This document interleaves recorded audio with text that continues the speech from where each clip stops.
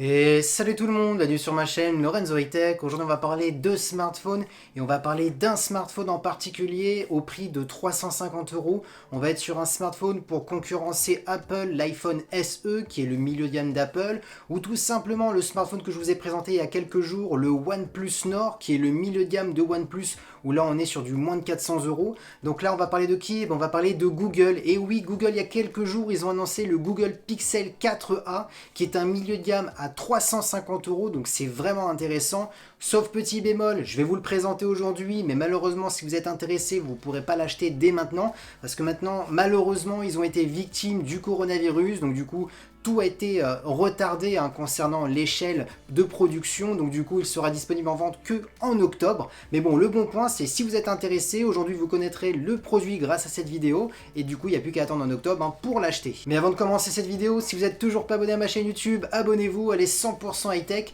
et surtout n'oubliez pas d'activer la petite cloche de notification pour être alerté lorsque je publie une vidéo. Et aussi si vous le souhaitez, vous pouvez vous abonner à ma page Instagram, Lorenzo High Tech, où je donne pas mal d'informations sur des prix, quand il y a des soldes, quand il y a des promotions, aussi quand il y a des rumeurs, tout ça dans mes stories. Donc si vous êtes intéressé, abonnez-vous. Et maintenant c'est parti. Du coup commençons par son design, les caractéristiques de la face avant. Alors il est plutôt joli, on voit qu'on a un design sobre, classique, un écran borderless, bord à bord. Mais tout de suite ce qu'on aperçoit au premier abord, c'est sa taille. On est sur un écran de 5,81 pouces. Et oui, on n'est pas sur du 6 pouces, on a toujours l'habitude d'avoir des grands formats. Et là non, ils ont cherché Google à avoir un format compact. Pourquoi? Tout simplement, ces temps-ci, il y a énormément de demandes de petits smartphones ou de moyens smartphones, parce que c'est vrai que des fois, ça un petit peu, on a mal aux mains de le tenir longtemps, c'est lourd. Donc là, c'est plutôt intéressant ce qu'ils ont fait. Alors, on a un écran de 5,81 pouces avec une technologie OLED, donc ça, c'est un bon point. L'OLED, on aura plus de contraste, des noirs profonds, plus de couleurs, donc c'est ça l'avantage de l'OLED.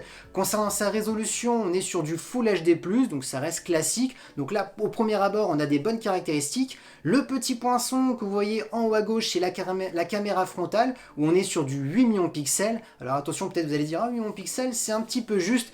Alors ce qu'il faut savoir avec Google, le point fort c'est le logiciel, parce que vous avez beau avoir une caméra de 40-50, si le traitement vidéo n'est pas bon, ça ne sert à rien d'avoir énormément de mégapixels. Et ça c'est vrai qu'on connaît Google, leur point fort c'est le traitement logiciel, donc vous inquiétez pas, 8 millions de pixels chez Google, ça sera amplement suffisant. Attaquons maintenant le design, les caractéristiques du dos de ce smartphone. Et je sais pas ce que vous en pensez, mais moi je le trouve plutôt joli. Alors même si on est sur un dos en plastique polycarbonate, c'est plutôt bien fait, surtout l'effet mat en noir. Je l'aime beaucoup, en tout cas je le trouve très joli.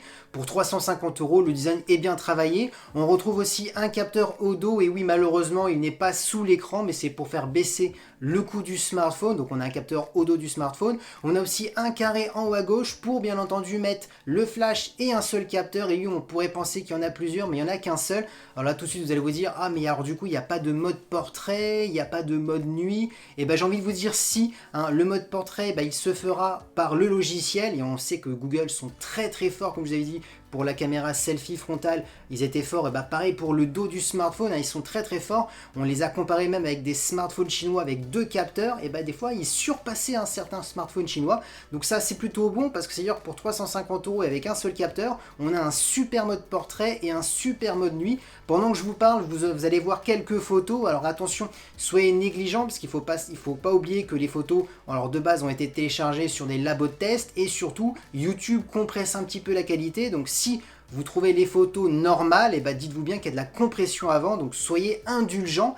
Mais là, ce que je vois actuellement et ce que vous voyez actuellement, les photos sont plutôt bons. Et concernant la vidéo, on filme jusqu'à de la 4K, bien entendu en plus stabilisée, donc ça reste un bon smartphone. Du coup, on a parlé de la face avant, du dos du smartphone, les caractéristiques sont plutôt bonnes. Est-ce que les performances suivent? J'ai envie de vous dire oui, tout simplement ce smartphone, il est accompagné de 6 Go de RAM, le Snapdragon de Qualcomm, le 730G. Alors oui, c'est pas le plus performant des milieux de gamme, le meilleur c'est le 760, surtout qu'en plus le 760 il est compatible 5G, le 730 non, donc vous l'avez compris, il n'y aura pas de 5G à bord de ce smartphone, 4G plus maximum. Bon maintenant j'ai envie de vous dire, pour moins de 350 euros, on n'est pas à la recherche de toutes les dernières technologies, et la 5G n'est toujours pas installée, il y a du retard à cause du coronavirus, donc pour ma part c'est peut-être pas un gros point négatif. Ensuite, concernant le stockage, on aura 128 Go interne. Ensuite, concernant sa batterie, on est sur une batterie de 3140 mAh. Alors vous allez peut-être vous dire, ah c'est une petite batterie, c'est un peu juste. Eh ben non, parce qu'il faut pas oublier que l'écran est plus petit vu qu'on est sur un smartphone compact. Et surtout, on a la chance d'avoir un écran OLED. Les écrans OLED consomment beaucoup moins d'énergie par rapport aux écrans LCD. Donc ça va être parfait. Et en plus, il a de la recharge rapide, 18 watts. Parlons maintenant de son. Pour les amoureux de son, ce smartphone, vous allez l'aimer, tout simplement parce que premièrement, on a un son stéréo, donc intéressant si vous aimez bien regarder du contenu multimédia dessus. Et encore mieux, c'est que tout simplement, vous avez le retour d'une prise jack. Et oui, c'est vrai qu'on en voit très peu de smartphones maintenant avec des prises jack. Et celui-ci, il a une prise jack. Et surtout, encore un autre point positif, c'est qu'il a deux codecs, les codecs LDAC et les codecs aptX, qui sont des codecs pour de la musique à haute résolution. Donc si vous avez du bon matériel qui sont compatibles de ces codecs là, vous aurez une bonne qualité sonore. Donc là, les points positifs, c'est le son stéréo, le retour de la prise jack, deux codecs pour de la musique de haute qualité, donc c'est vraiment intéressant. Et pour ce qui est de la connectique, on a une prise type C pour le recharger, du Bluetooth 5.1 et du Wi-Fi 5.0. Bon, on arrive à la fin de vidéo, c'est ma conclusion. Pour qui il est destiné ce smartphone?